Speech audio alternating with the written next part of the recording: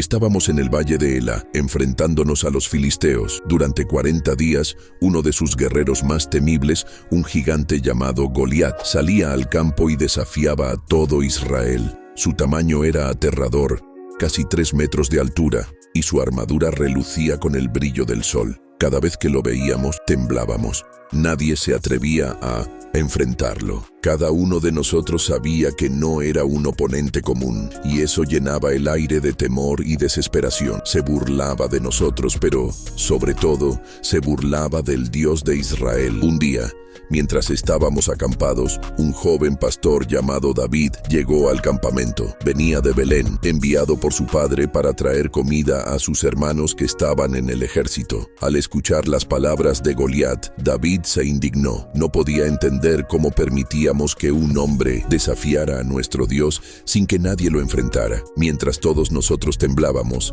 David, un simple joven sin experiencia en batalla, se ofreció para luchar contra el gigante. Parecía ridículo, pero en sus ojos había una convicción que no habíamos visto en nadie más. David fue llevado ante el rey Saúl. Algunos se burlaban de él por su juventud, pero David no se inmutó. Con serenidad, le contó al rey cómo Dios lo había protegido en el pasado, cuando defendía a sus ovejas de leones y osos. Esa misma confianza en Dios lo impulsaba ahora. Saúl intentó ponerle su propia armadura, pero David la rechazó. Era demasiado pesada y no estaba acostumbrado a usarla. Con eso, se dirigió al campo de batalla, confiando únicamente en el Señor.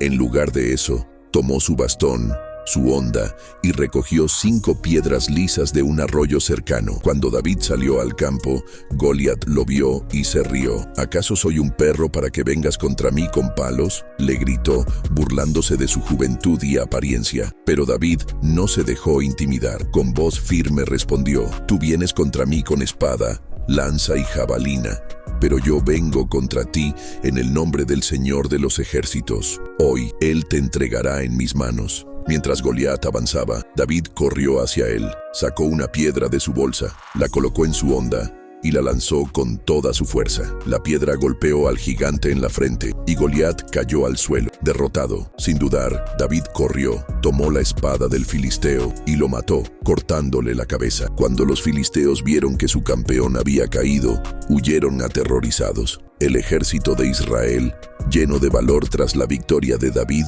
los persiguió y obtuvo una gran victoria. David, el joven pastor, se convirtió en un héroe para todo Israel. Pero más allá de eso, su historia demostró que la verdadera fuerza no está en las armas ni en el poder humano, sino en confiar en el Señor. Aquel día, todos entendimos que Dios usa a los humildes y valientes para mostrar su gloria y cumplir sus propósitos. Cuando David regresó al campamento con la cabeza de Goliat como prueba de su victoria, el rey Saúl y todo el pueblo quedaron impresionados. Nadie podía creer que un simple pastor hubiera logrado lo que el ejército entero no se atrevió a hacer. Saúl le preguntó de dónde venía, y David respondió humildemente que era hijo de Isaí, de Belén. A partir de ese momento, la fama de David comenzó a crecer y muchos lo reconocieron como alguien elegido por Dios. La victoria de David no solo derrotó a un gigante físico, sino que también cambió la perspectiva espiritual de Israel. A través de su fe, quedó demostrado que no importa el tamaño del enemigo ni los recursos disponibles. Cuando confías plenamente en Dios, Él puede obrar milagros. Esta historia quedó grabada en la memoria del pueblo y hasta el día de hoy sigue siendo un recordatorio de que con fe en el Señor podemos vencer cualquier obstáculo. La historia de David y Goliat no es solo un relato del pasado, es un mensaje para cada uno de nosotros hoy. Todos enfrentamos gigantes en nuestras vidas, temores, problemas, dudas o adversidades que parecen imposibles de superar. Pero al igual que David, debemos recordar que no peleamos solo. Con fe en el Señor y confiando en su poder, podemos vencer cualquier obstáculo. Así que te pregunto, ¿cuál es tu gigante hoy? ¿Qué te está deteniendo o paralizando? Es momento de enfrentarlo, no con tus propias fuerzas, sino en el nombre de Dios. Al igual que David, deja que el Señor sea quien guíe tus pasos, porque la victoria está asegurada cuando luchas con Él de tu lado. Levántate, toma tu fe y enfrenta tu batalla, porque con Dios todo es posible.